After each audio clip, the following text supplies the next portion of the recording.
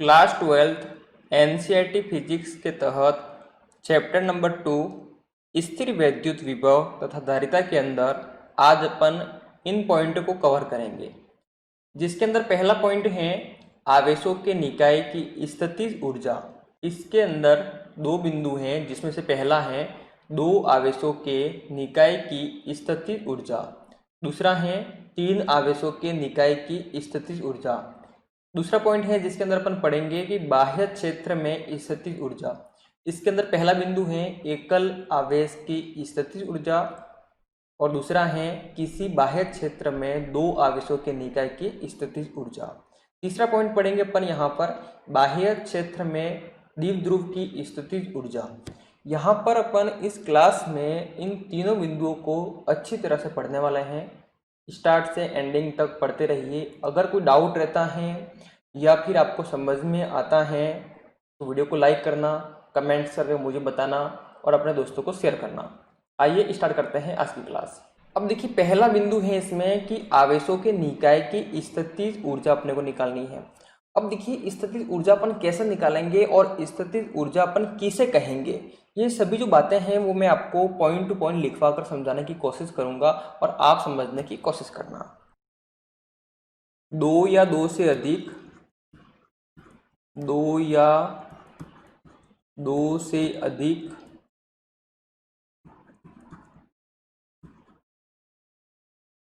विद्युत आवेश, दो या दो से अधिक विद्युत आवेश एक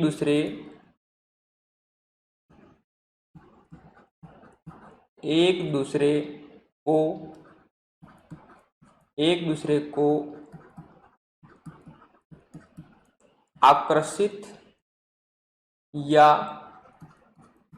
प्रतिकर्षित, आकर्षित या प्रतिकर्षित करते हैं, आकर्षित या प्रतिकर्षित करते हैं। अतः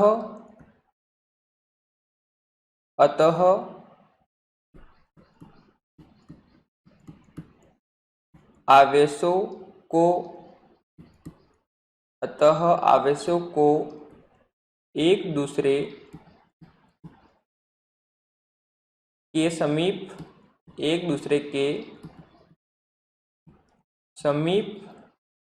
लाने, एक दूसरे के समीप लाने या दूर ले जाने में कार्य करना पड़ता है, दूर ले जाने में कार्य करना पड़ता है।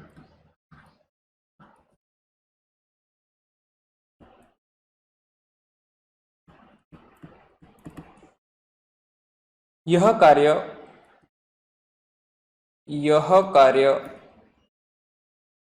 उन आवेशों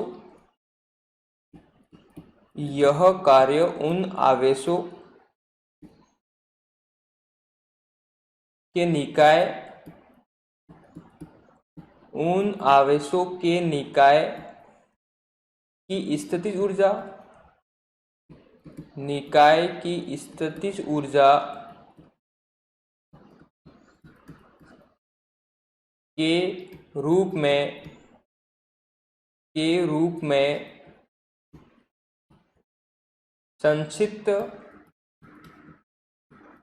के रूप में संचित हो जाता है।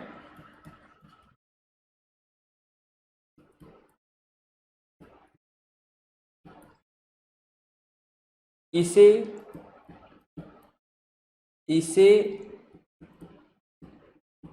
निकाय की विद्युत स्थितिज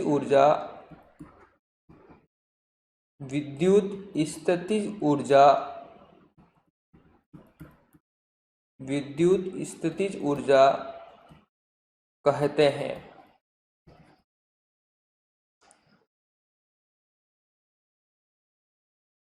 इस प्रकार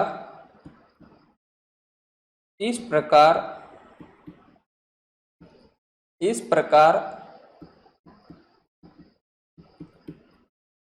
आवेशों के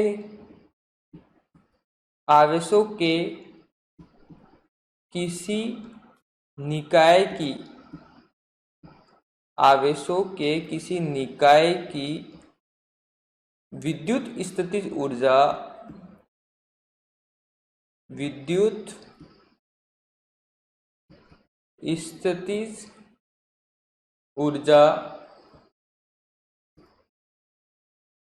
उस कार्य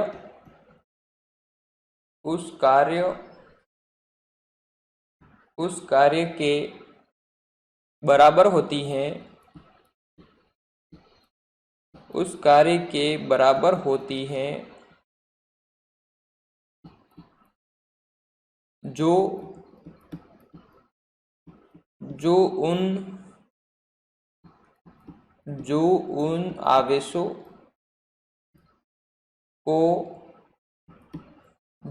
आवेशों को अनंत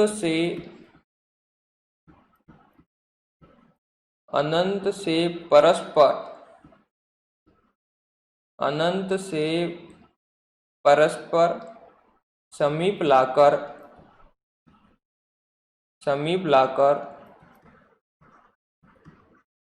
निकाय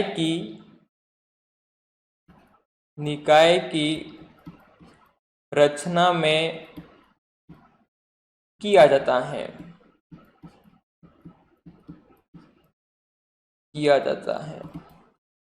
अब यहाँ पर देखिए कि अपन आवेशों के निकाय की स्थितिज ऊर्जा के बारे में पढ़ रहे हैं कि स्थितिज ऊर्जा क्या होती है और अपन इसे किस प्रकार से निकाल सकते हैं। तो अपन ने यहाँ पर बिंदुओं की सहायता से समझने की कोशिश की कि दो या दो से अधिक विद्युत आवेश एक दूसरे को आकर्षित या प्रतिकर्षित करते हैं। अपन जानते हैं जब दो या दो से अधिक आवेश होते हैं तो एक दूसरे को आकर्षित करेंगे या फिर प्रतिकर्षित करेंगे। अतः आवेशों को एक दूसरे के समीप लाने या ले जाने में कार्य करना पड़ता है। बिल्कुल सही बात है। अब देखिए होता क्या है, दो आवेश होंगे तो या तो वो आकर्षित होंगे या प्रतिकर्षित होंगे, लेकिन उन दोनों को पास में लाने के लिए, समीप लाने के लिए अपने को या फिर दूर ले जाने के लिए अपने को कार्य करना पड़ता है। बात क्लियर है? इस बात को आप ध्यान रखिएगा। कार्य करना पड़ता है तो यह कार्य उन आवेशों के निकाय की स्थितिज ऊर्जा के रूप में संचित होती है। समझ रहे हो? जो अपने को कार्य करना पड़ता है वही कार्य उन आवेशों के निकाय की स्थितिज ऊर्जा के रूप में इकट्ठी होती है। मतलब जो अपन कार्य करते हैं वही क्या है? स्थितिज ऊर्जा है। बात समझ में आई आपको?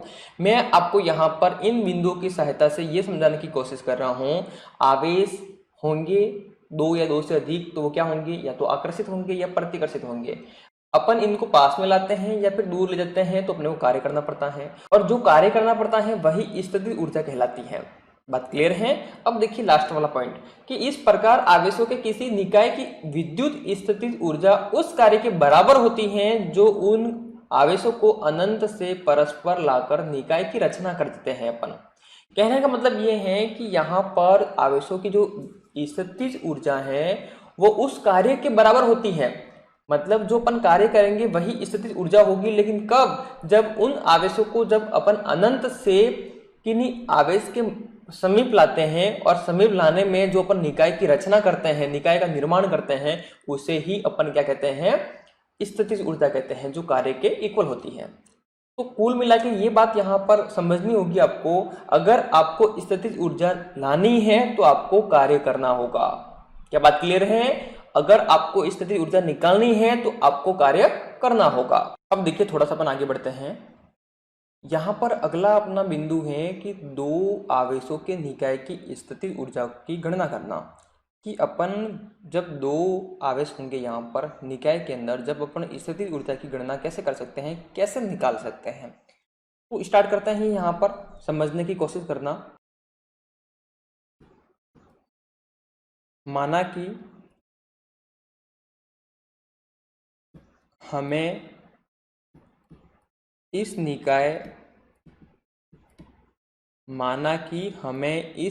की रचना करनी है।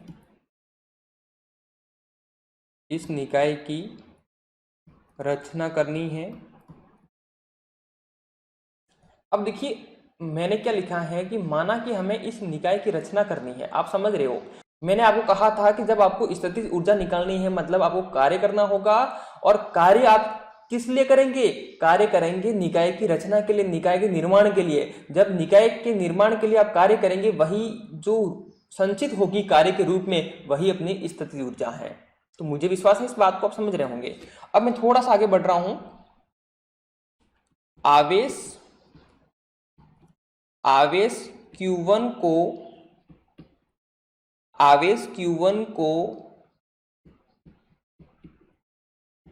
अनंत से बिंदु ए तक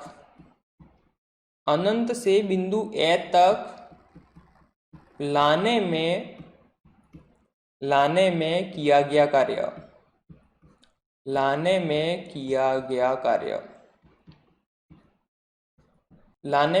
गया कार्य W1 हो तो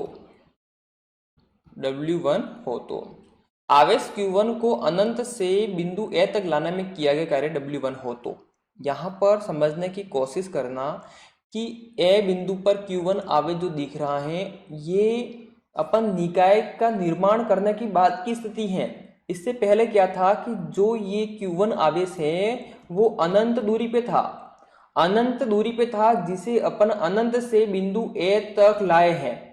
तो अनंत से बिंदु ए तक आवेश Q1 लाए हैं, मतलब यहां पर एक बात क्लियर है कि इससे पहले ए बिंदु पर Q1 आवेश नहीं था, इसे अपन लाए हैं। तो देखिए अनंत पे आवेश था, क्या था? Q1।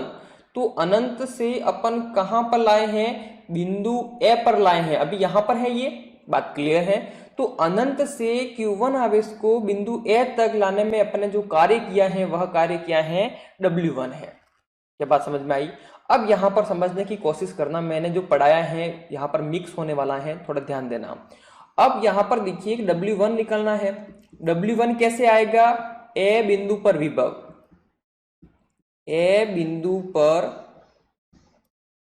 विभव इंटू लाया जाने वाला आवेश।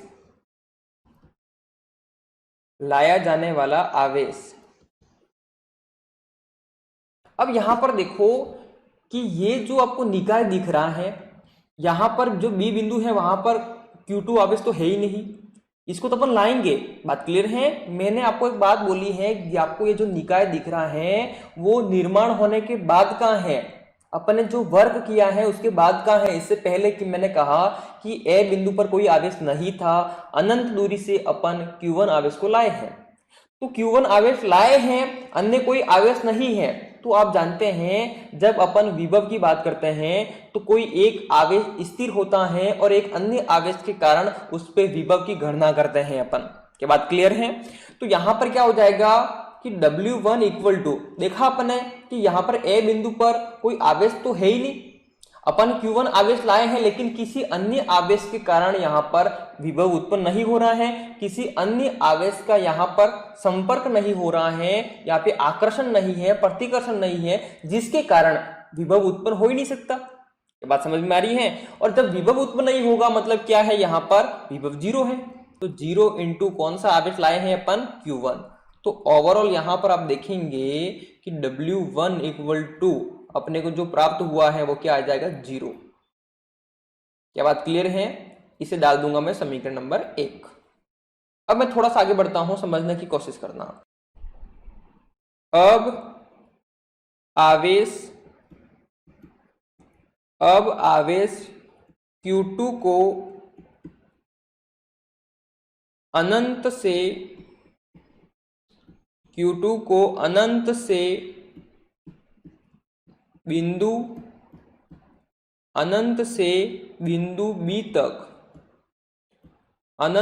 बिंदु B तक लाने में किया गया कार्य W2 हो तो अब यहाँ पर देखिए कि यहाँ पर मैंने बात बताई थी आपको, अगर याद रही है तो, कि यहाँ पर जिस प्रकार आवेश नहीं था, अनंत से अपन आवेश लाए हैं, उसी प्रकार यहाँ पर भी ये आवेश जो है कहाँ था, अनंत पर था। और अनंत पर जो आवेश है जिसे अपन लाए हैं कहाँ पर, बिंदु बी तक, और बिंदु बी तक लाने में जो अपन ने कार्य किया है वो क्या है, W2 है। तो फाइनली यहाँ पर देखिए क्या लिखूंगा मैं यहाँ पर कि W2 इक्वल टू क्या हो जाएगा, बी बिंदु पर विभव, क्या हो जाएगा कि बी बिंदु पर विभव इंटू लाया जाने वाला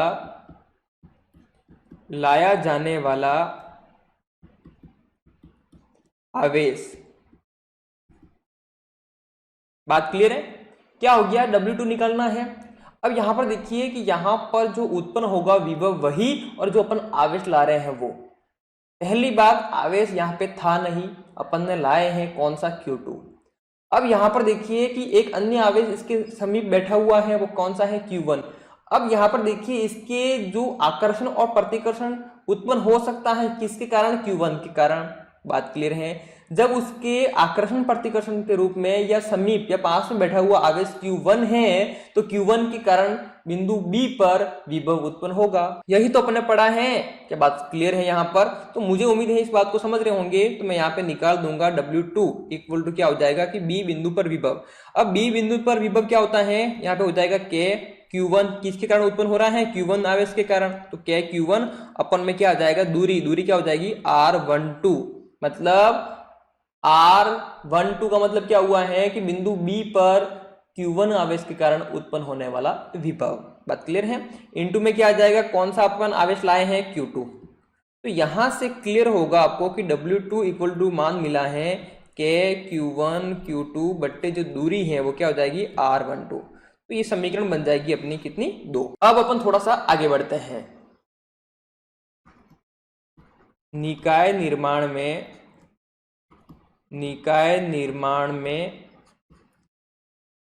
किया गया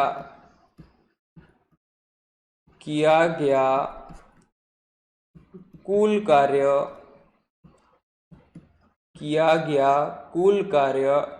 W हो तो। अब यहां पर देखिए साथियों कि अपन ने निकाय का निर्माण किया है, और निकाय के निर्माण के लिए अपन ने कुल कार्य किया है जिसे अपन माना है क्या है, W। अब यहां पर देखिए कि W इक्वल टू क्या हो जाएगा कि W1 प्लस W2। बात क्लियर है? इस बात को आप अच्छी तरह से जानते हैं कि Q1 आवेश को अपन अनंत से बिंदु A तक लाए हैं, जिसमें अपन ने W1 कार्य किया है, और Q2 जो आवेश है वो अनंत पे था, जिससे अपन बिंदु B तक लाए हैं, उस समय अपन ने W2 कार्य किया है। तो यहां पर अपन क्या करेंगे, उन दोनों का मान रखेंगे। अब देखिए मान रखेंगे, लेकिन किसकी सहायता से रखेंगे, समीकरण 1 और 2। तो लिख दूंगा मैं यहाँ पे कि समीकरण 1 व समीकरण 2 से। तो मैं आपको दिखाऊंगा कि समीकरण 1 और 2 से अपने को क्या मिल रहा है। तो W इक्वल टू, यहाँ पर आप देखेंगे कि समीकरण 1 का मान जो है वो 0 है, और समीकरण 2 का मान है K Q1 Q2 बटे R12। तो आपको याद रहेगा, तो 0 हो जाएगा इसका, और यहाँ पर क्या है, K है, Q1 है, Q2 है, बटे क्या हो जाएगा, R12। तो फाइनली यहाँ पे जो अपन ने कार्य किया है वो यहाँ पर क्या हो जाएगा कि W इक्वल टू क्या मिल गया है, K Q1 Q2 बट्टे क्या आ जाएगा, R12।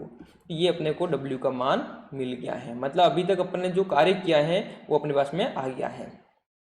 अब यहाँ पर देखिएगा, मैं थोड़ा सा आगे बढ़ता हूँ और एक लाइन लिखता हूँ जिसको आप समझना। यही कार्य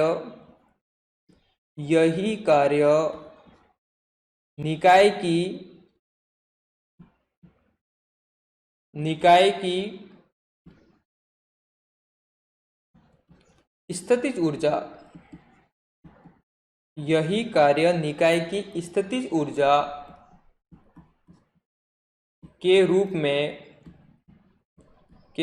में संचित होती है।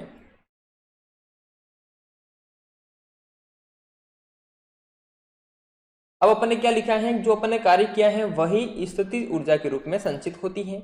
इसका मतलब ये हुआ है कि जो W है वो बराबर है U के, जो W है वो बराबर है U के, मतलब जो अपन ने कार्य किया है वही स्थितिज ऊर्जा है, तो फाइनली स्थितिज ऊर्जा का जो रूप है वो मिल जाएगा अपने को के Q1 Q2 बट्टे क्या हो जाएगा R12।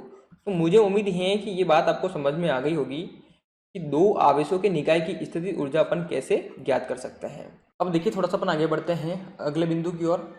अगला बिंदु है अपना कि तीन आवेशों के निकाय की स्थितिज ऊर्जा निकालना। यहाँ पर मैंने आपको तीन बिंदु दिखा रखे हैं। ए बिंदु जहाँ पर Q1 आवेश है, बी बिंदु जहाँ पर Q2 आवेश है, सी बिंदु जहाँ पर Q3 आवेश है। इनके मध्य की दूरी भी बता रखी मैंने। लेकिन समझना यहाँ पर यह है कि ये जो आवेश हैं ये निकाय के निर्माण के बाद की स्थिति है, इससे पहले नहीं है। इसको अपन अनंत से लाना होगा, उसी प्रकार वर्क करना होगा। क्योंकि स्थितिज ऊर्जा का जब जिक्र होता है तो अपने दिमाग में एक ही बात आनी जरूरी है कि स्थितिज ऊर्जा निकालनी है तो अपने को काम करना होगा। क्या बात क्लियर है? आइए स्टार्ट करते हैं। माना हमें निम्न निकाय की रचना करनी है। निम्न निकाय की रचना करनी है। अब देखिए यहाँ पर पहली जो स्टेप है वो मैं स्टार्ट कर रहा हूं, समझने की कोशिश करना। आवेश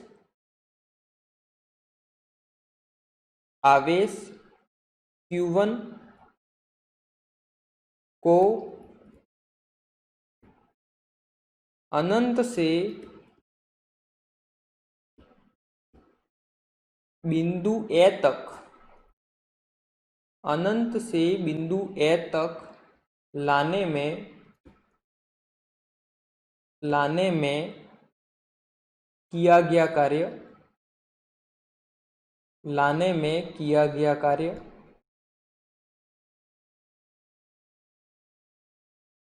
W1 हो तो।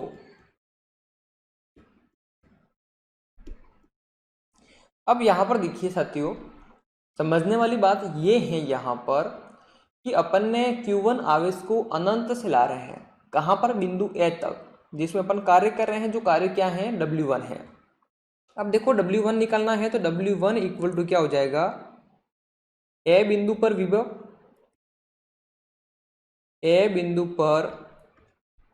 विभव इंटू लाया जाने वाला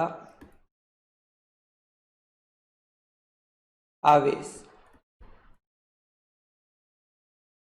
बात क्लियर है? अब मैंने यहाँ पे क्या लिखा है कि W1 निकालना है। W1 कैसे आएगा कि ए बिंदु पर विभव, अपने को ए बिंदु पर विभव निकालना है इनटू जो अपन आवेश ला रहे हैं। लेकिन यहाँ पे थोड़ा आप दिमाग लगा के देखिए कि ए बिंदु पर आवेश तो था ही नहीं। पहले अपन आवेश लाए हैं अनंत से, कौन सा है? Q1।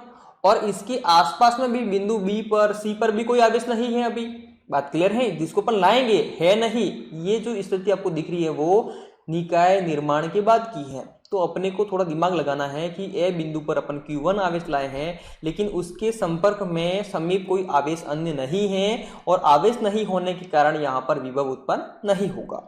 तो यहाँ पर देखिए फाइनली W1 इक्वल टू क्या मिलेगा कि विभव तो 0 हो गया है, और आवेश कौन सा ला रहे हैं अपन? Q1। तो यहाँ से W1 का जो मान प्राप्त हुआ है वो क्या आ गया है? 0। इसे डाल दूंगा मैं समीकरण 1। अब मैं थोड़ा सा आगे बढ़ूंगा। अब देखिए थोड़ा सा आगे बढ़ते हैं। आवेश Q2 को अनंत से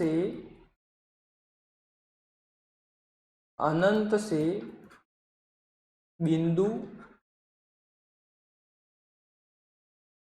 बी तक लाने में किया गया कार्य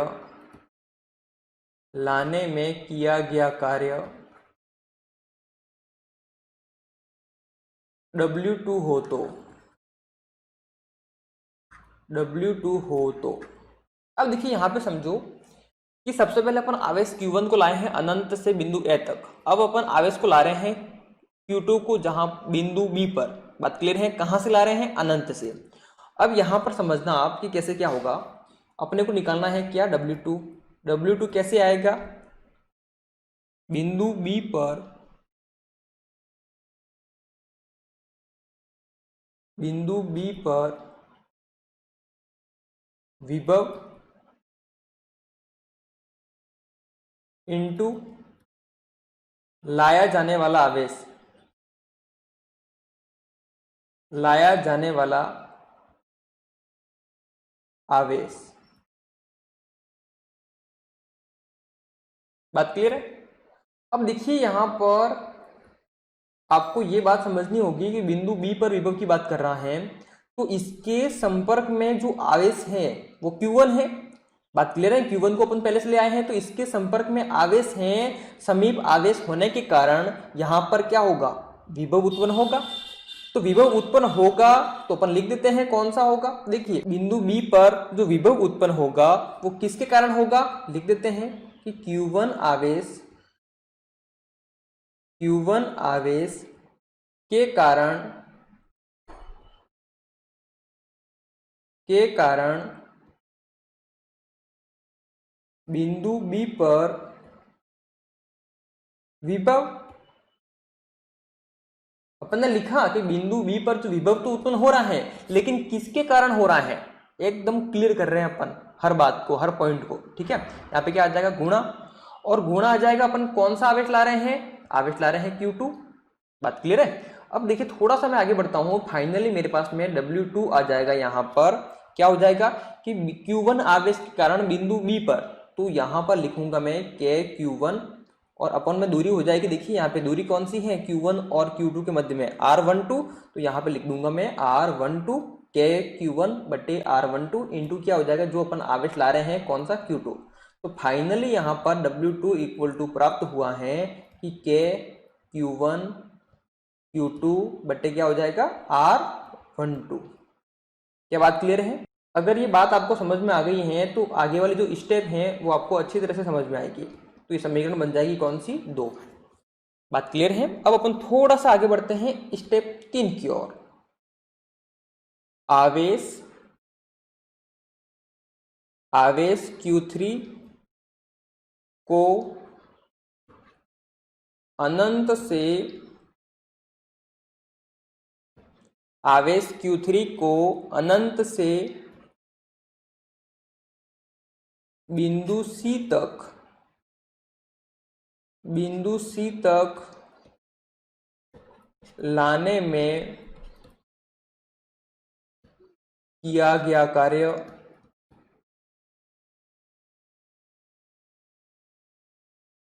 W3 हो तो। अब यहां पे अपन ने क्या लिखा है कि आवेश Q3 को अनंत से कहां तक ला रहे हैं अपन, C बिंदु तक, और C बिंदु तक लाने में जो कार्य कर रहे हैं वो कौन सा है, W3 है।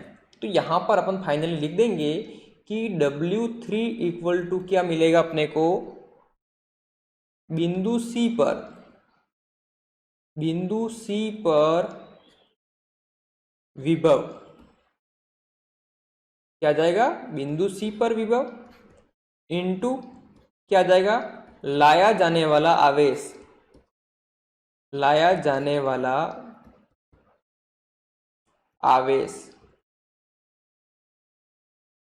बात क्लियर है।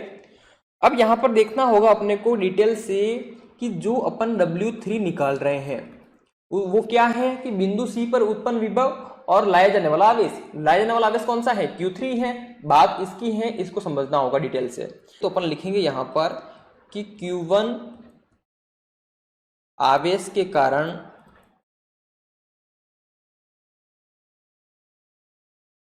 विभव प्लस Q2 आवेश के कारण विभव इंटू लाया जाने वाला आवेश कौन सा है, Q3। अब यहां पर देखिए आपके दिमाग में क्वेश्चन आ रहा होगा, सर अपन ने जब बी बिंदु पर निकाला था तब यहाँ पे Q1 आवेश के कारण ही उत्पन्न हुआ था विभव, लेकिन जब अपन यहाँ पर सी बिंदु पर निकाल रहे हैं तो Q1 और Q2 के कारण Q उत्पन्न हो रहे हैं, 2 Q हो रहे हैं, समझिए यहाँ पर। तो देखिए सबसे पहले अपन आवेश Q1 को लाए थे, इससे पहले कोई आवेश नहीं था बिंदु ए पर, अनंत से लाए थे। तब यहाँ पर देखिए अन्य आवेश नहीं होने के कारण यहाँ पर जो विभव था वो 0 हो गया, और जो लाए अपन आवेश वो क्या था, Q1 था, ओवरऑल वर्क जो किया वो 0 हो गया।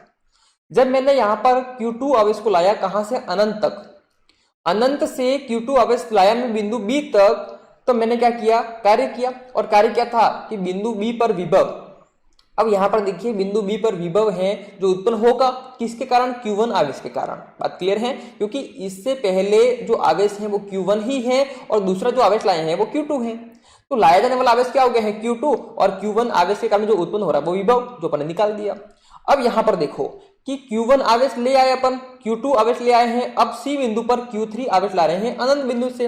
अब अनंत बिंदु से Q3 आवेश ला रहे हैं, तो इससे पहले कौन कौन से आवेश हैं, Q1 और Q2। तो यहां पर अपन ने देखा कि बिंदु C पर विभव उत्पन्न होगा, लेकिन किस किस कारण से होगा, Q1 आवेश के कारण और Q2 आवेश के कारण, और लाए जाने वाला आवेश कौन सा हो जाएगा, Q3। बात क्लियर है, मुझे यहां पर विश्वास है कि आप इस बात को समझ रहे होंगे। अब देखिए थोड़ा सा मैं आगे बढ़ता हूं कि W3 इक्वल टू क्या होगा कि Q1 आवेश के कारण जो उत्पन्न हो रहा है वही विभव अपने को निकालना है।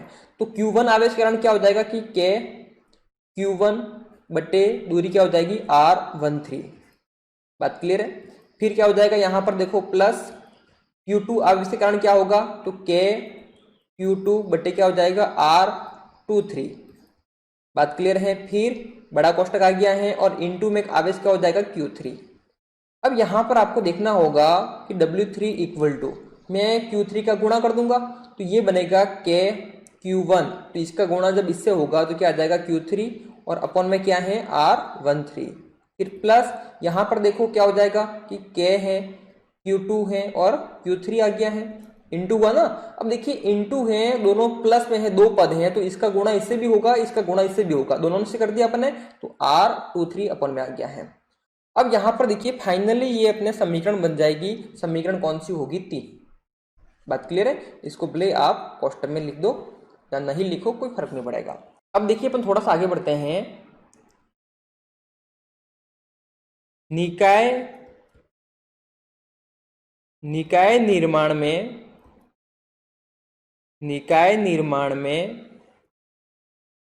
किया गया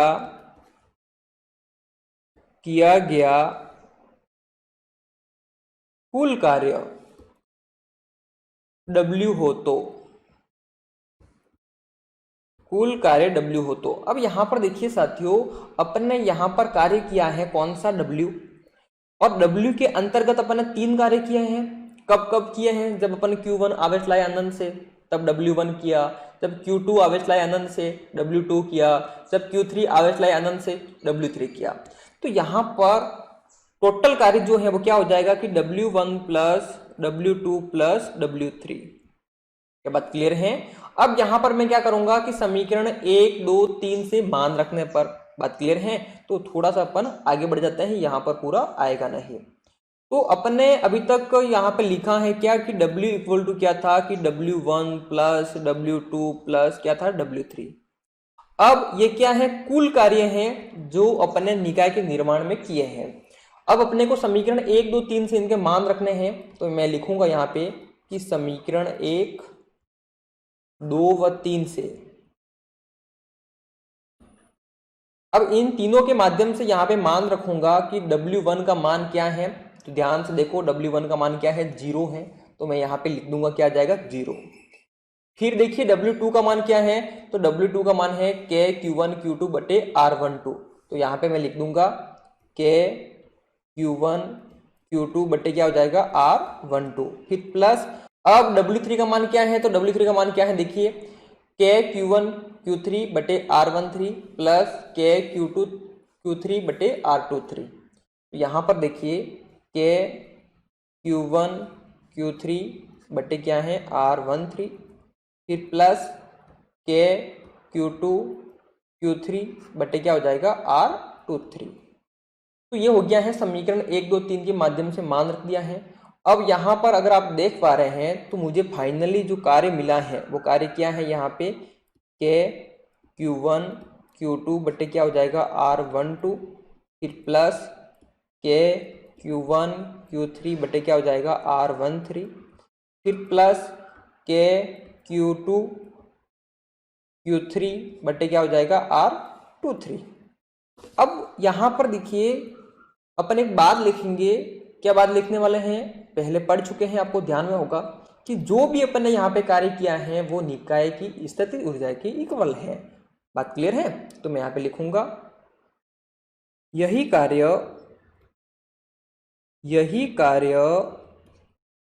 निकाय की स्थितिज ऊर्जा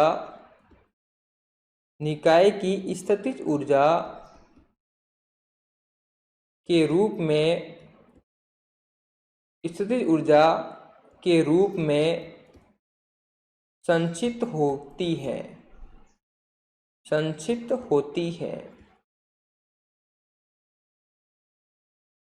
बात क्लियर है? मैंने लिखा है यहाँ पर कि जो अपन ने कार्य किया है अभी तक वो किसके रूप में संचित होती हैं, स्थितिज ऊर्जा के रूप में। तो फाइनली यहाँ पर हो जाएगा कि W इक्वल टू यू, जो कार्य है वो स्थितिज ऊर्जा के इक्वल है। थोड़ा सा मैं आगे बढ़ता हूँ तो आप देख पा रहे होंगे यहाँ पर, तो U इक्वल टू अपने को क्या मिलेगा, देखिए इसमें अपन U और W एक ही बात है, यहाँ पर मैं सेम टू सेम लिख दूंगा, क्या हो जाएगा के Q1 Q2 बटे R12, फिर प्लस के Q1 Q3 बटे क्या हो जाएगा R13, फिर प्लस के Q2 Q3 बटे R23। अब यहाँ पर देखिए ये बात अगर आपको समझ में आ गई है तो यहाँ पर देखिए जो फाइनली स्थितिज ऊर्जा का जो रूप है वो यहाँ पर आ गया है U इक्वल टू के Q1 Q2 बटे R12 प्लस के Q1 Q3 बटे R13 प्लस के Q2 Q3 बटे R23। यहाँ पर एक काम कर सकते हैं आप, देखिए के सब में कॉमन है तो आप के को अगर कॉमन निकालते हैं तो के को अगर कॉमन निकाल देंगे तो के का मान क्या होता है 1/4 पाई एप्सिलॉन नॉट होता है। बात क्लियर है? और यहाँ पर देखिए कोष्टक के अंदर क्या हो जाएगा कि Q1 Q2 बटे क्या हो जाएगा R12, फिर प्लस Q1 Q3 बटे क्या हो जाएगा R13, फिर प्लस Q2 Q3 बटे क्या हो जाएगा R23। तो आपका आंसर ये भी सही है और ये भी सही है, कुछ भी नहीं किया है अपन ने, क्या को कॉमन निकाल दिया है। तो यहाँ पर आपने सीखा है कि तीन आवेशों के निकाय की स्थितिज ऊर्जा की गणना आप कैसे कर सकते हैं। साथियों अब अपन थोड़ा सा आगे बढ़ते हैं अगले बिंदु की ओर। अगला बिंदु है अपना बाह्य क्षेत्र में स्थिर विद्युत स्थितिज ऊर्जा।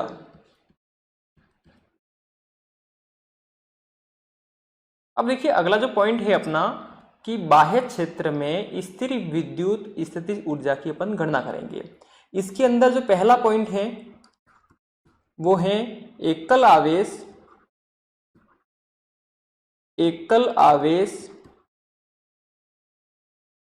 की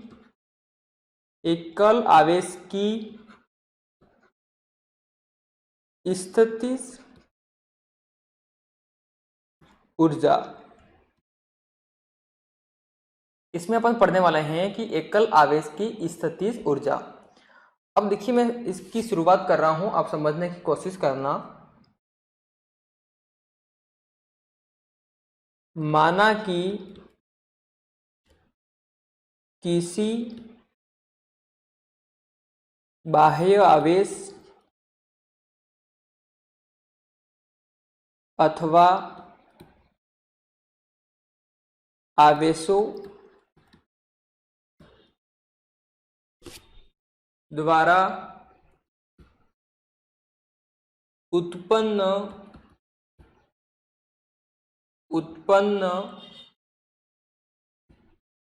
बाह्य विद्युत क्षेत्र उत्पन्न बाह्य विद्युत क्षेत्र ई वेक्टर है। यहाँ एकल आवेश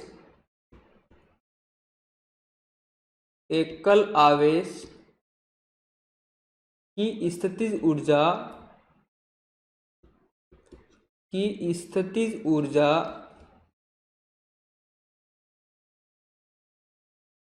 ज्ञात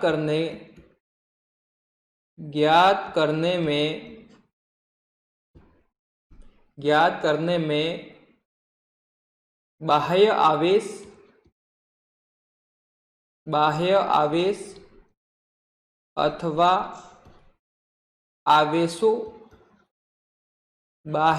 अथवा आवेशों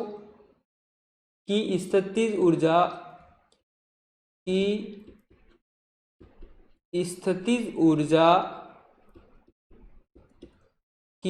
स्थितिज ऊर्जा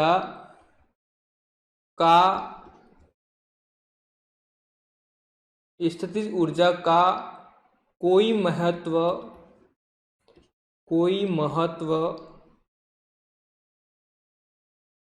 नहीं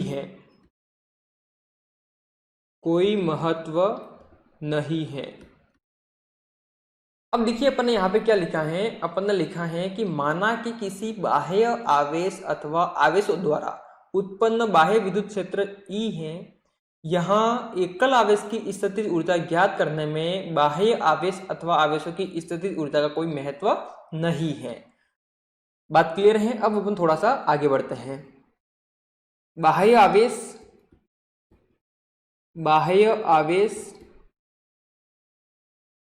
अथवा आवेशों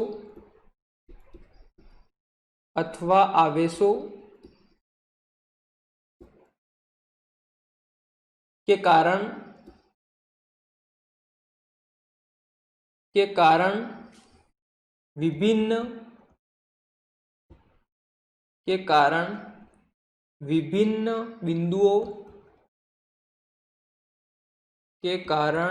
विभिन्न बिंदुओं पर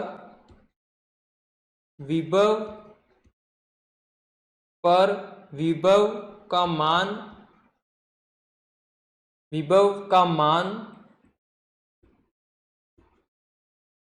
परिवर्तित हो सकता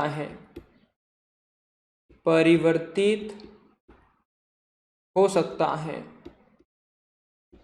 यहाँ पर कहा गया है कि बाह्य आवेश अथवा आवेशों के कारण विभिन्न बिंदुओं पर विभव का जो मान है वो परिवर्तित हो सकता है। अब हम किसी बिंदु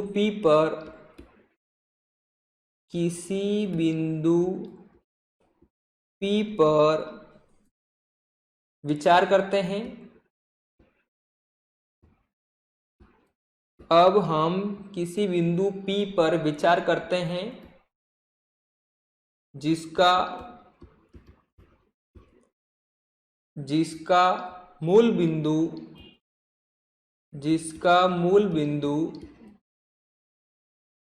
के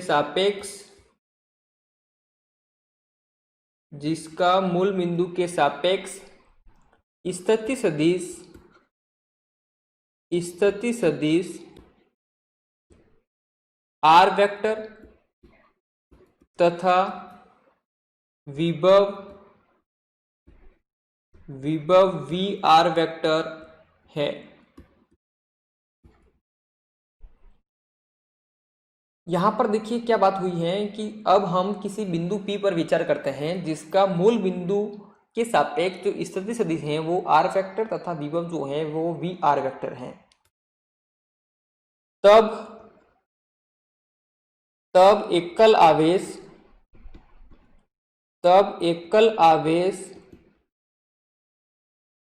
Q को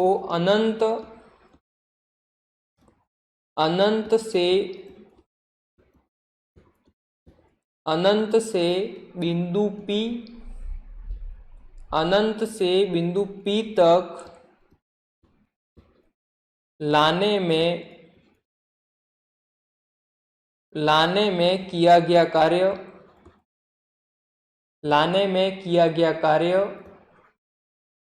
W हो तो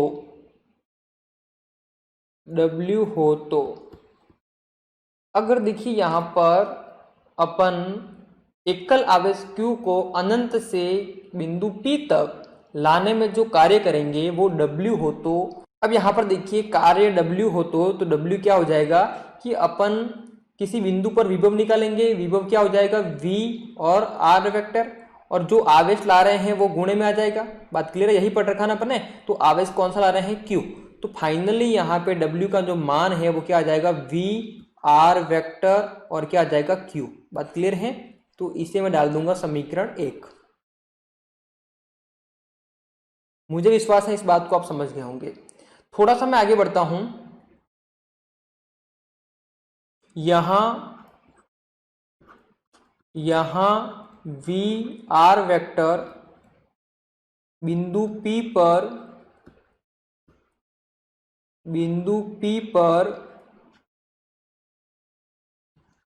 बाह्य आवेश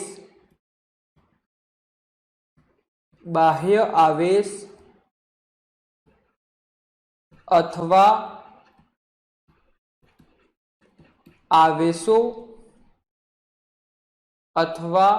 आवेशों के कारण विभव है।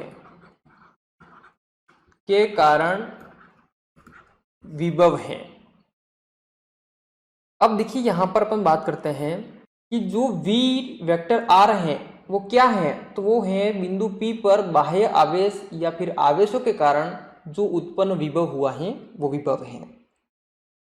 बात क्लियर है। अब बात करते हैं समीकरण 1 द्वारा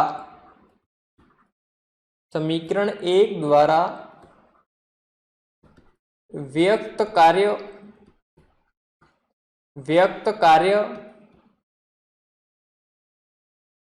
आवेश Q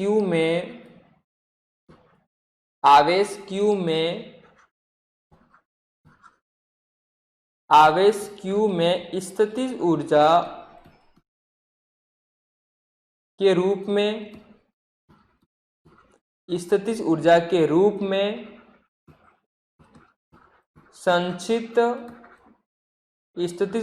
रूप में संचित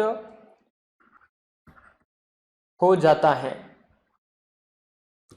अब देखिए यहां पर कोई नई बात नहीं है, ये वही बात कर रहा है जो अपने पहले कर चुके हैं कि अपन आवेश को अनंत से किसी बिंदु तक लाए हैं। उस बिंदु तक लाने में अपन ने जो कार्य किया है वही कार्य जो है वो क्या है, स्थितिज ऊर्जा है। मैंने कहा था कि W इक्वल टू क्या हो जाएगा U, तो यहाँ पर देखिए कि W इक्वल टू क्या बन जाएगा U, मतलब जो कार्य है वो किसके बराबर में है, स्थितिज ऊर्जा के। तो फाइनली अपने जो यहाँ पर स्थितिज ऊर्जा का जो रूप होगा वो क्या आ जाएगा कि Q और V वेक्टर R, तो ये क्या है अपना स्थितिज ऊर्जा का रूप। और यही बिंदु आपको समझ में आ गया होगा कि एकल आवेश की स्थितिज ऊर्जा आप किस प्रकार से निकालेंगे।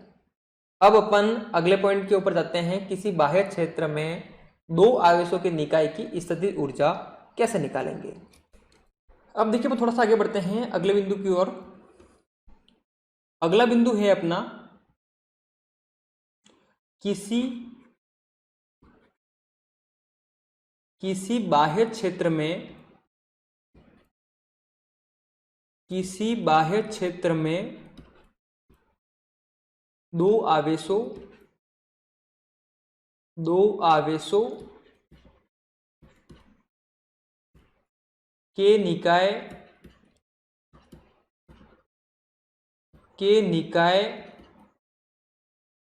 आवेशों के निकाय की स्थितिज ऊर्जा। अब देखिए यहां पर अपन बात करने वाले हैं कि किसी बाह्य क्षेत्र में दो आवेशों के निकाय की स्थितिज ऊर्जा। बात क्लियर है।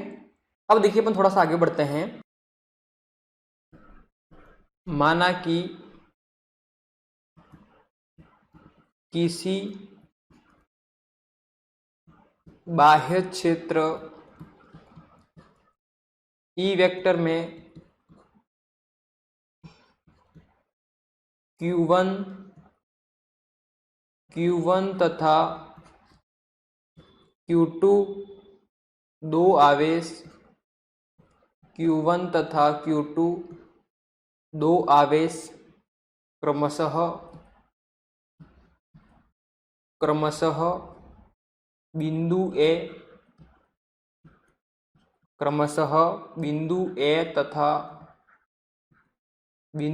तथा बिंदु B पर रखे गए हैं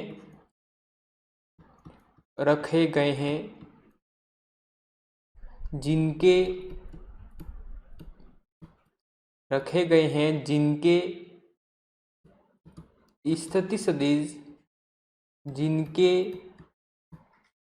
स्थिति सदिश क्रमशः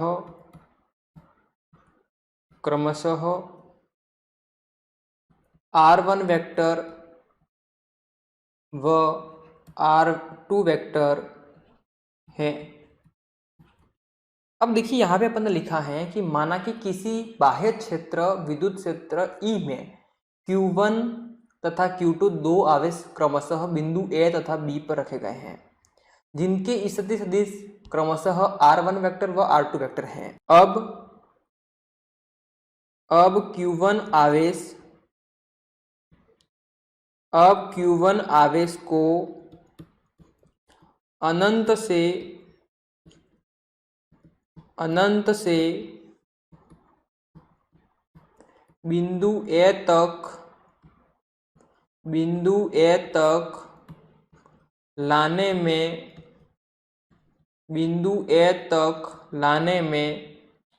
किया गया कार्य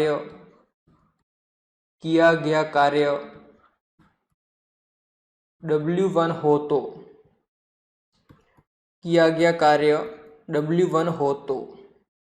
अब यहाँ पे देखिए अपने को निकालना है क्या W1। तो W1 क्या होगा, अपन आवेश लाए हैं किसको Q1 और यहाँ पर देखिए जो विभव है वो क्या हो जाएगा V और किसको लाए हैं अपन Q1 आवेश को लाए हैं तो यहाँ पर क्या हो जाएगा R1 हो जाएगा। तो यहाँ पे हो जाएगा R1 वेक्टर और यहाँ पे क्या आ गया है इनटू में Q1। तो यहाँ से आप समझ गए होंगे कि जो W1 आया है वो अपने पास में क्या है V R वेक्टर मतलब R1 वेक्टर इंटू Q1। ठीक है, अब मैं थोड़ा सा आगे बढ़ता हूं। जब Q2 आवेश को अनंत से बिंदु B तक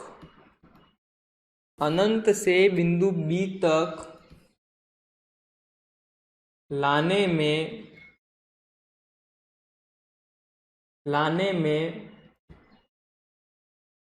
किया गया कार्य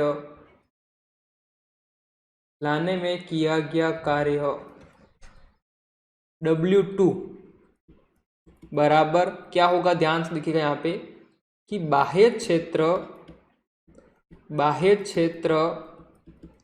E वेक्टर के विरुद्ध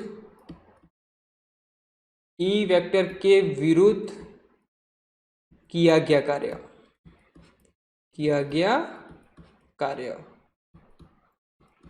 तो यहां से आप समझ रहे होंगे फाइनली अपने को W2 मिलेगा वो क्या हो जाएगा। अब देखिए क्या आ जाएगा फाइनली Q2 आ जाएगा यहाँ पे और V R2 वेक्टर आ गया। बात क्लियर है।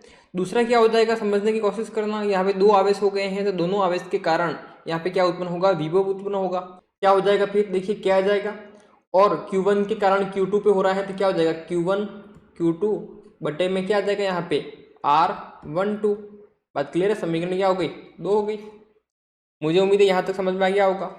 अगर मैं यहाँ पर छोटी सी बात समझाऊँ आपको तो क्या हो जाएगा, जहाँ R12 इक्वल टू Q1 व Q2 आवेशों Q1 व Q2 आवेशों के मध्य की दूरी है, के मध्य की दूरी है। बात क्लियर है? अब मैं थोड़ा सा आगे बढ़ता हूँ। यहाँ पे देखिए, थोड़ा सा मैं आगे बढ़ूँ तो यहाँ पर आपको मिलेगा कि दोनों आवेशों के निकाय की, दोनों आवेशों के निकाय की कुल स्थितिज ऊर्जा, कुल स्थितिज ऊर्जा, कुल स्थितिज ऊर्जा। तो साथियों, आपको एक बात पता होगी, मैंने कहा था कि जब जब आपको स्थितिज ऊर्जा निकालनी होगी तब तब आप कार्य को याद रखेंगे।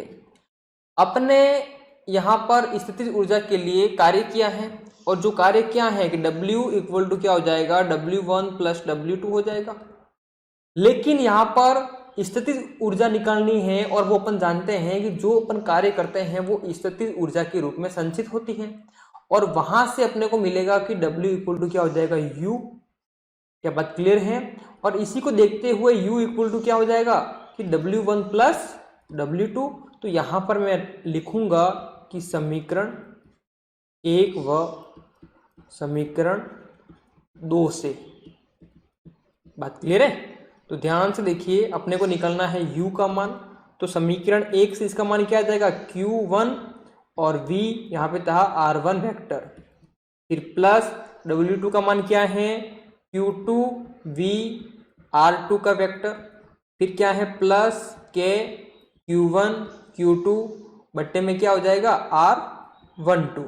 ये फाइनली अपने क्या है कि किसी बाह्य क्षेत्र में दो आवेशों के निकाय की जो स्थितिज ऊर्जा की गणना करनी है उसका रूप अपने पास में आ गया है। या तो आप इसको इस रूप में लिख सकते हैं, या फिर क्या कर सकते हैं, U equal to Q1V R1 vector, फिर प्लस Q2V R2 वेक्टर। बदलाव क्या होगा सिर्फ यहाँ पे कि K का मान अपन रख सकते हैं, क्या होता है कि 1/4 पाई एप्सिलॉन नॉट इनटू क्या हो जाएगा Q1 Q2 बट्टे R12। तो यही रूप है जिसके लिए अपन ने अभी तक काम किया है, और जो काम किया है वो क्या है, स्थितिज ऊर्जा के बराबर में है। मुझे विश्वास है कि आपको ये बिंदु अच्छी तरह से समझ में आ गया है। आगे बढ़ते हैं अगले बिंदु की ओर। अब यहाँ पर देखिए, अगला बिंदु है कि बाह्य क्षेत्र में किसी विद्युत द्विध्रुव की स्थितिज ऊर्जा। अब यहाँ पर देखिए, आपको ये लाइनें जो दिख रही हैं वो क्या है, विद्युत क्षेत्र है, और विद्युत क्षेत्र के अंदर अपन ने रखा है क्या, विद्युत द्विध्रुव रखा है। -Q से +Q इनके मध्य की दूरी 2a है, इससे पता लग रहा होगा कि विद्युत द्विध्रुव है। और यहाँ पर अपने को इसके कारण ज्ञात करना है स्थितिज ऊर्जा। तो अपन निकालेंगे कि बाह्य क्षेत्र में किसी विद्युत द्विध्रुव की स्थितिज ऊर्जा क्या होती है। स्थितिज ऊर्जा निकालनी है तो आपके दिमाग में आ गया होगा कि स्थितिज ऊर्जा मतलब कार्य करना है। अब देखिए बच्चों, थोड़ा सा अपन आगे बढ़ते हैं। विद्युत क्षेत्र में शून्य ऊर्जा, विद्युत क्षेत्र में शून्य ऊर्जा की स्थिति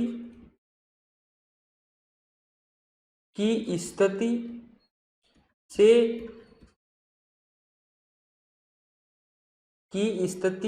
किसी स्थिति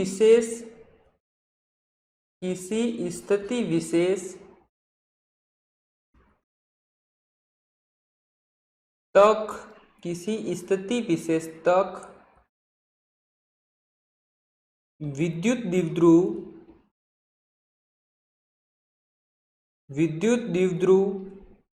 को ले जाने, में, अर्थात विद्युत द्विध्रुव को ले जाने में अर्थात घुमाने में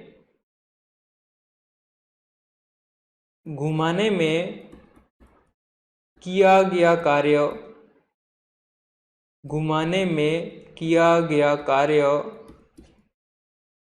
उस स्थिति में द्विध्रुव उस स्थिति में द्विध्रुव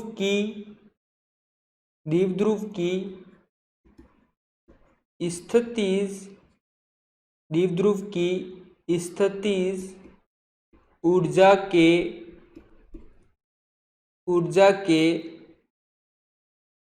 बराबर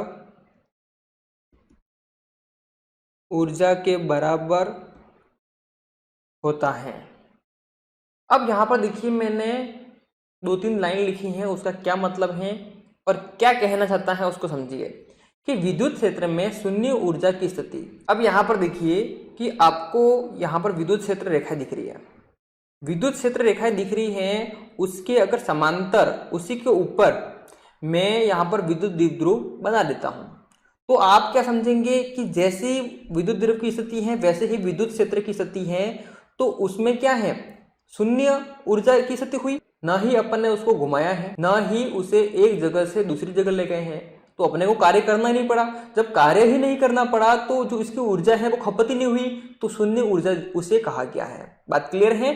तो यहाँ पर लिखा है कि विद्युत क्षेत्र में शून्य ऊर्जा की स्थिति से किसी स्थिति विशेष तक घुमाने में, किसको, विद्युत द्विध्रुव को ले जाने में या फिर घुमाने में जो कार्य किया जाता है उस स्थिति में विद्युत द्विध्रुव की स्थिति ऊर्जा के बराबर होती है। मैंने आपको कहा था कि कुल मिला के यहाँ पर बात यह है कि जो भी आप कार्य करेंगे वो स्थिति ऊर्जा ही कहलाएगी। लेकिन यहाँ पर विद्युत द्विध्रुव है तो इसके लिए अपने को कार्य करना होगा, तो इसमें घुमाने में या ले जाने में जो कार्य करना होगा शून्य ऊर्जा स्थिति से किसी विशेष स्थिति तक, उसे अपन स्थितिज ऊर्जा के रूप में संचित करेंगे। अब आइए अपन थोड़ा सा आगे बढ़ते हैं। यदि विद्युत द्विध्रुव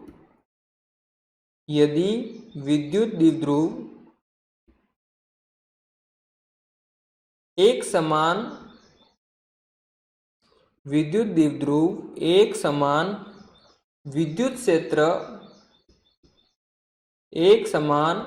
विद्युत क्षेत्र से थीटा कोण पर रखा है,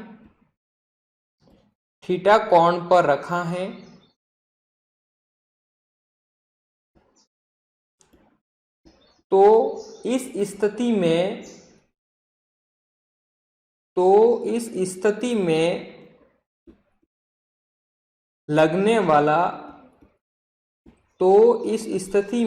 लगने वाला बल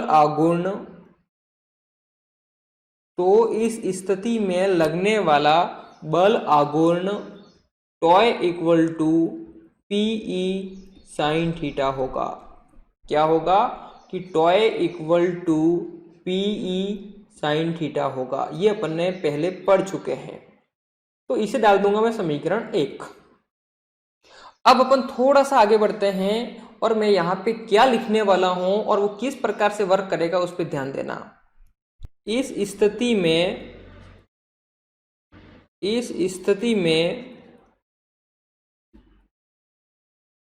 कोणीय विस्थापन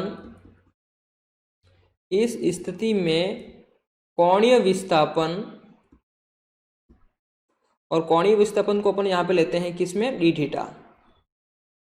कोणीय विस्थापन डी थीटा करने में किया गया कार्य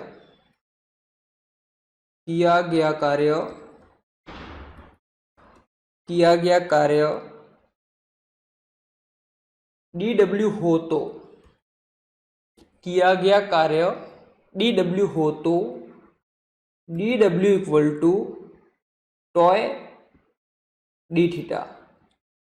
अब यहां पर समझना कि इस स्थिति में कोणीय विस्थापन करने में जो अपन को कार्य करना पड़ रहा है, वो क्या है, dw हो तो कार्य इक्वल टू क्या होता है, बल इंटू विस्थापन। तो बल क्या है, टॉय है, टॉय इंटू विस्थापन कितना है, डी थीटा आ गया।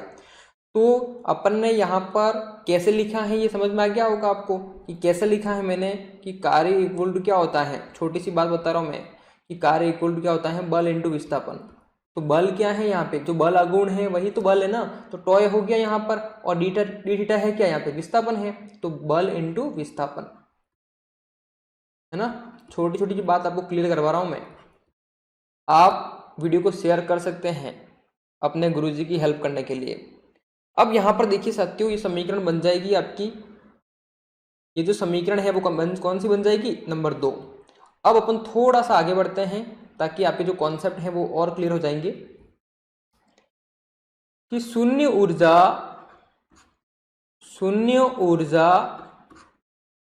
की स्थिति, शून्य ऊर्जा की स्थिति थीटा इक्वल टू 90 डिग्री। अब कंफ्यूजन वाली बात यहाँ पर ये है कि शून्य ऊर्जा की स्थिति बोल रहे हैं और थीटा 90 ले रहे हैं, तो समझिए यहाँ पर क्या कहना चाहता है। अब देखिए कि ये क्या है, विद्युत क्षेत्र रेखाएं हैं, और विद्युत क्षेत्र रेखाएं हैं, और यहाँ पर देखिए अगर मैं यहाँ पर डैश डैश करता हूँ तो इसके और विद्युत क्षेत्र रेखा के बीच लंबवत बन रहा है, और लंबवत बन रहा है इसी स्थिति में है पहले वो, तो विद्युत जो क्षेत्र रेखाएं हैं, और अपन ने सपोज मानिए कि जो इसको विद्युत द्विध्रुव है उसको इसके समांतर ही रखा है, तो इनके मध्य में क्या बन रहा है, 90 डिग्री का कोण। जब 90 डिग्री का कोण बनेगा जब यहाँ पे शून्य ऊर्जा होगी, और वो पहले ही स्थिति में होगा जिस स्थिति में अपन ने रखा है।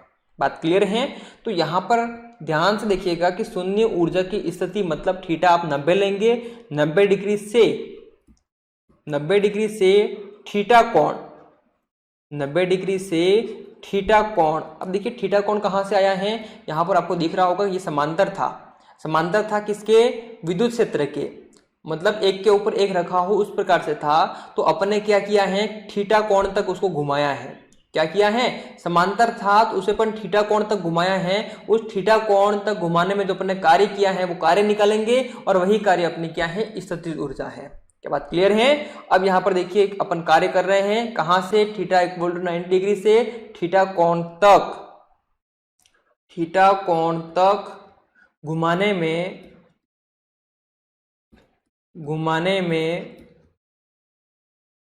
किया गया कार्य। अब फाइनली यहां पर देखिए कि डी डब्ल्यू इक्वल टू अपन ने पढ़ रखा है क्या था कि टॉय डी थीटा। अब यहां पर देखिए इसी के ऊपर वर्क करेंगे तो यहां पर समाकलन लेना होगा, और क्या आ जाएगा, डी डब्ल्यू इक्वल टू क्या होगा कि समाकलन लेना होगा, और क्या आ जाएगा, टॉय और डी थीटा। बात क्लियर है। लेकिन आपको एक बात समझनी होगी यहाँ पर कि यहाँ पर जो वर्क कर रहे हैं अपन, इसका जो मान आएगा, जो वर्क कर रहे हैं कहां से कहां तक कर रहे हैं कि 90 डिग्री से लगाकर थीटा तक, 90 डिग्री से लगाकर कहां तक कर रहे हैं, थीटा तक कार्य कर रहे हैं अपन। बात क्लियर है। तो यहां से देखिएगा मैं समीकरण 1 से मान रख दूंगा, तो लिखूंगा यहाँ पे कि समीकरण 1 से टॉय का मान रखने पर, टॉय क्या है, बल आघूर्ण, मान रखने पर। अब देखिए क्या हो जाएगा, ये क्या है, अवकलन है, ये क्या है, समाकलन है, कैंसल आउट हो गया। तो यहां से मुझे क्या मिलेगा फाइनली कि W इक्वल टू क्या आ गया है कि 90 डिग्री से थीटा तक।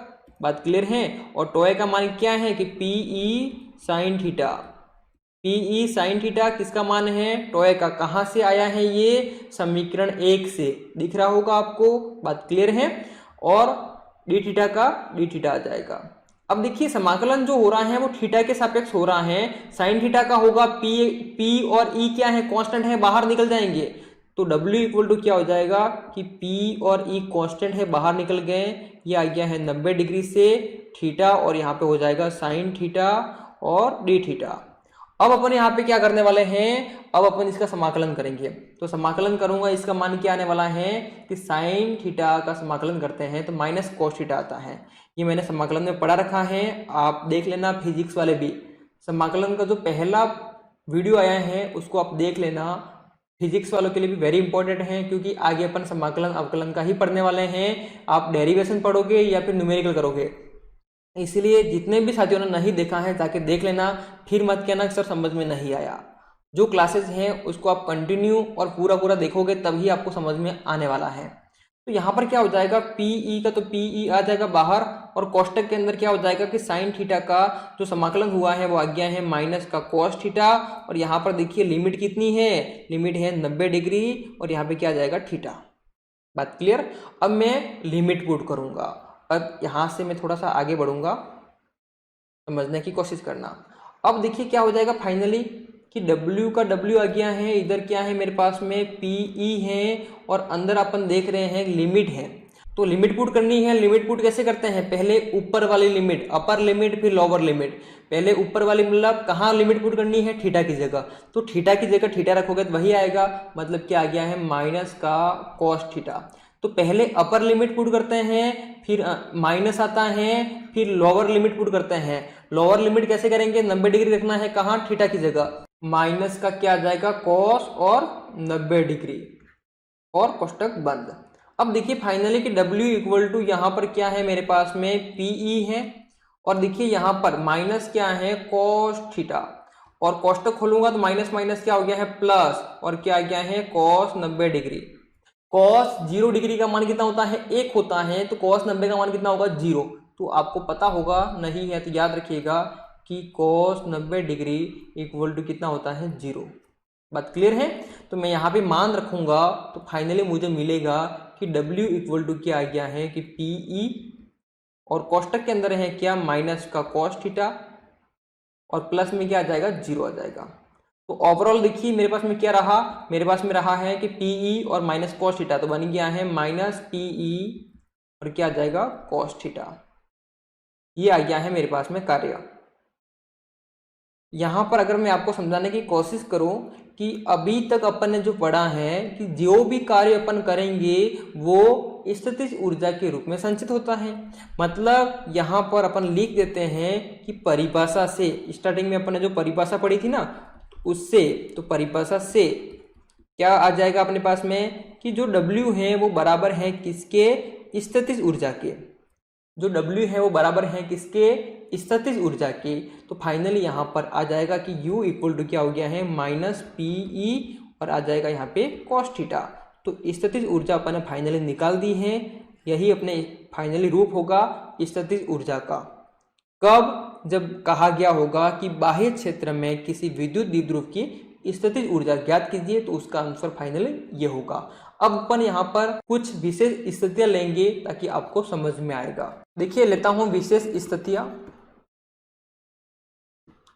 विशेष स्थितियों की बात करता हूं मैं यहाँ पे, तो आप समझना कि लास्ट जो रूप निकाला था अपन ने किसका, स्थितिज ऊर्जा का, वो क्या था कि माइनस का PE और क्या था कॉस थीटा। तो पूरा अपन जो वर्क करने वाले हैं वो इसके ऊपर वर्क करने वाले हैं। बात क्लियर है। अब मैं स्थिति लेने जा रहा हूं नंबर 1। तो पहली स्थिति है जब थीटा इक्वल टू 0 डिग्री हो। जब थीटा इक्वल टू 0 डिग्री हो तो स्थितिज ऊर्जा क्या होगी। अब देखिए स्थितिज ऊर्जा जब 0 डिग्री होगा इसका मतलब क्या है, मैं यहाँ पे मान रख दूंगा, तो माइनस का क्या है PE है, और यहाँ पे आ जाएगा क्या कॉस और 0 डिग्री। तो कॉस 0 का मान 1 होता है, यहाँ लिख दूंगा मैं कि मुझे पता है कि कॉस 0 डिग्री इक्वल टू क्या होता है 1 मान होता है। तो 1 का गुणा इससे करूंगा वही आएगा। तो फाइनली क्या हो जाएगा कि U इक्वल टू माइनस का PE। तो उस कंडीशन में मुझे जो स्थितिज ऊर्जा प्राप्त होगी वो क्या होगी माइनस का PE। अब यहां पर देखिए कि दूसरी स्थिति ये है कि जब थीटा इक्वल टू 90 डिग्री हो, जब थीटा इक्वल टू 90 डिग्री हो, तो अब देखिए 90 डिग्री होगा तो U इक्वल टू क्या हो जाएगा माइनस का PE, और यहाँ पे क्या आ जाएगा कॉस 90 डिग्री। अब कॉस 90 डिग्री का मान कितना होता है 0 होता है, बता रखा मैंने कि कॉस 90 डिग्री इक्वल टू क्या होता है 0 होता है। तो ये मान यहाँ पे रखता हूं तो माइनस का क्या हो जाएगा PE और इंटू क्या गया है 0। तो ओवरऑल देखिए यहाँ पर जो स्थितिज ऊर्जा है वो क्या आ गई है 0 आ गई है। बात क्लियर। अगर मैं तीसरे पॉइंट की ओर बढ़ूं और तीसरी में स्थितिज ऊर्जा की विशेष स्थिति लेता हूं तो वो क्या प्राप्त होगी अपने को, ध्यान से देखिए। अपने को स्थितिज ऊर्जा निकालनी है किस कंडीशन में, जब थीटा इक्वल टू 180 डिग्री हो। बात क्लियर है। अगर 180 डिग्री होता है तब क्या होगा, तो कुछ भी नहीं होगा, ऐसे ही होगा। कैसे कि u इक्वल टू माइनस का पी ई हो जाएगा, और यहाँ पर देखिए कॉस 180 डिग्री आ जाएगा। लेकिन यहाँ पर समस्या ये है कि अपने को पता होना जरूरी है कि कॉस 180 का मान क्या होगा। तो देखिए कॉस 180 डिग्री का जो मान है वो क्या होता है, माइनस का 1। क्या होता है, माइनस का 1। कैसे होता है समझिएगा। अब यहाँ पर देखिए ये 0 डिग्री होता है, ये 180 डिग्री होता है, बात क्लियर है। और ये 90 डिग्री होता है, और ये 270 डिग्री होता है। और यहाँ पर दोबारा अगर घूम के आ जाए तो 360 होता है। अब अगर मैं बात करता हूँ किसकी, कॉस की, तो कॉस 0 का मान कितना होता है, 1 होता है। और कॉस 90 का मान कितना होता है, 0 होता है। बात क्लियर है, दोनों बात समझना आप कि कॉस 0 का जो मान है वो कितना होता है, 1 होता है। कॉस 90 का जो मान है वो कितना होता है, 0 होता है। अब जो 1 है वो 180 का क्या होगा, -1 होगा। और जो 90 का मान 0 है वो 270 का क्या होगा, -0। मैं 0 के आगे माइनस लगाने से वो फर्क नहीं पड़ता है, तो 0 आ जाएगा। इसी प्रकार आपने देखा होगा कि कॉस 0 का मान 1 होता है, तो 180 का मान जो है वो कितना होगा, -1 होगा। बात क्लियर, उसका जस्ट उल्टा आगे माइनस लग जाएगा। तो यहाँ पर अपन ने देखा कि u equal to minus P E already है अपने पास में, और cos 180 का मान कितना हो जाएगा, -1 हो जाएगा। तो u इक्वल टू क्या हो जाएगा, माइनस इंटू माइनस प्लस, तो पी ई अपने को प्राप्त होगा। तो साथियों मुझे विश्वास है ये आपको अच्छी तरह से समझ में आ गया होगा, और आज अपन ने जो क्लास में पढ़ा है वो आपको अच्छी तरह से समझ में आया है। अगर समझ में आया है तो वीडियो को लाइक करना, कमेंट्स करके मुझे बताना, और अपने दोस्तों के साथ में शेयर जरूर करना।